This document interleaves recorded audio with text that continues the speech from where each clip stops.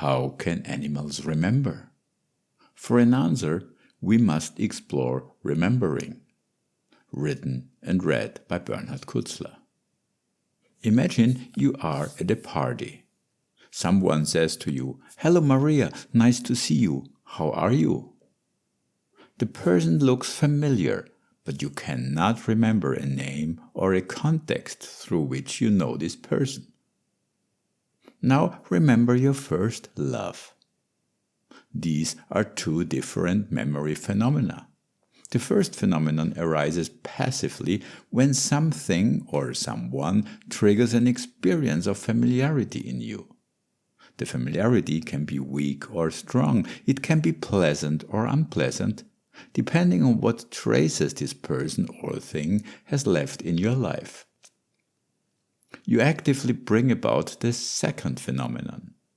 Metaphorically speaking, you are leafing through the pages of your life book and turning a past knowing into a present knowing. The second phenomenon is aptly called remembering, because the prefix re denotes an action of bringing something back. The first phenomenon is not a remembering in the genuine sense of the word.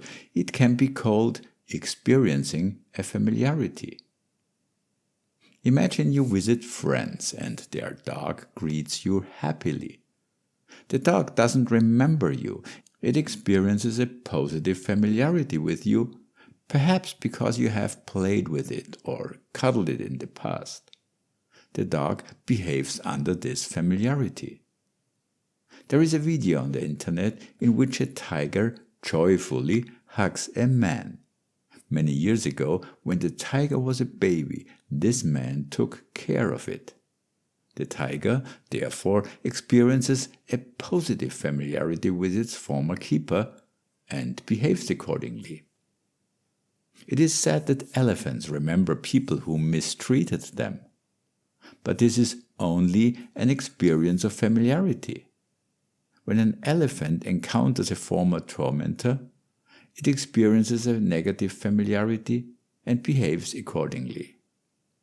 In fact, all living beings experience familiarities, not just animals, but also plants, as has been proven in experiments. Remembering is not observable from the outside. Therefore, you might think that we cannot know whether animals remember. But there is indirect access to the truth. We assume that an animal can remember. Then we consider what consequences this would have. Remembering consumes part of your attention. If you think about a past event while driving, that is, you remember, your attention is not 100% on driving and you could miss a traffic sign. Suppose a zebra is standing at a waterhole thinking about what happened yesterday. While it remembers, its attention is not 100% in the present. Therefore, it doesn't notice an approaching lion and, poof, is killed and eaten. It was easy prey. All the zebras that were not reminiscing noticed the lion and ran away.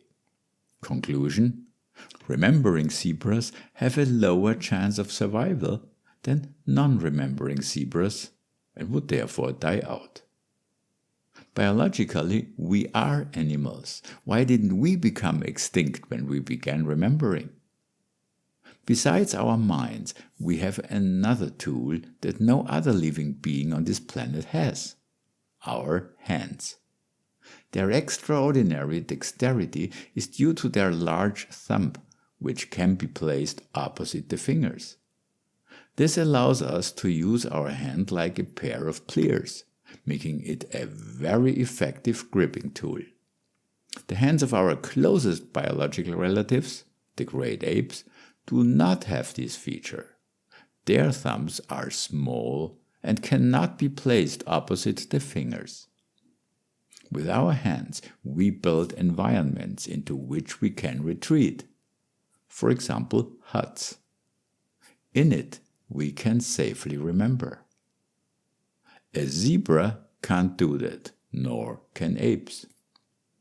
So the answer to the question posed in the title is, animals cannot remember, but they experience familiarity.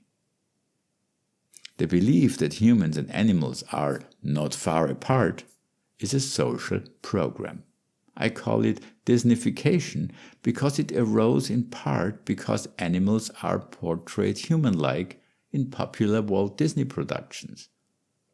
On the subject of social programming, see my article Why the Question What Am I is Important and Magical.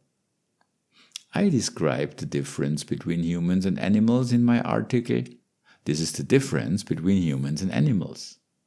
In my book Consciousness, Its Nature, Purpose and How to Use It, I present a theory of mind that contains the complete logical derivation of the difference.